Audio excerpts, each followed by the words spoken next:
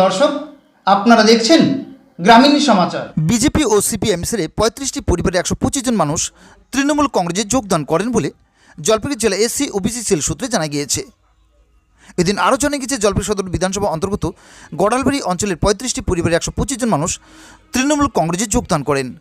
এদিন নবাগত কর্মীদের হাতে তৃণমূল কংগ্রেসের দলীয় পতাকা তুলে দেন জলপাইগুড়ি সদর বিধানসভা ও রাজগঞ্জ দাবগ্রাম ফুলবাড়ি বিধানসভা কেন্দ্রের কোঅর্ডিনেটর কৃষ্ণ দাস।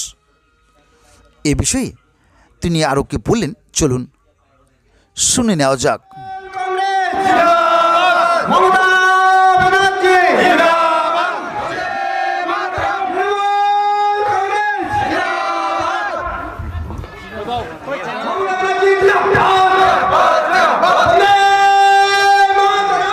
আজকে জয়েনিং সভা হলো, এখানে কি বলবেন? এখানে জয়েনিং সভা হলো, যেভাবে বিজেপির রাজনীতি, বিজেপি যে রাজনীতি করছে, এক তো ভাগের রাজনীতি করতেছে, তারপরে লোকের অধিকার যেভাবে ছিনে নিচ্ছে, লোককে যেভাবে বঞ্চিত করতেছে, লোককে নাগরিকত্ব থেকে যেভাবে লোককে সরায় দিচ্ছে, যাদের 14 পুরুষ এখানে, যারা জন্মগত বলবো না, কয়েকটা পুরুষ যাদের ডিএনএ টেস্ট করলে তারা হচ্ছে অরিজিনালি হচ্ছে ভারতীয়, তাদেরকে আজকে ভোটার লিস্ট থেকে বাদ দিচ্ছেন শুধুমাত্র গদি পাওয়ার জন্য।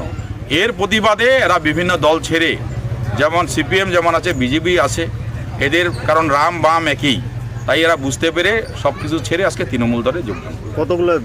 33টা পরিবার যোগদান করলেন। 33টা পরিবারে যদি আমরা দেখি, এই জায়গায় আমরা প্রায় 120টার উপরে ভোট আজকে আমাদের এখানে এরা যোগদান করলেন। কোন জায়গায় জয়েনিং করলেন? এটা হলো আমাদের জলপাইগুড়ি বিধানসভার গোড়ালবাড়ি জিপি শোভাগঞ্জ হচ্ছে এই জায়গাটা, এখানে জয়েন করলেন। বুথ হচ্ছে 17-181।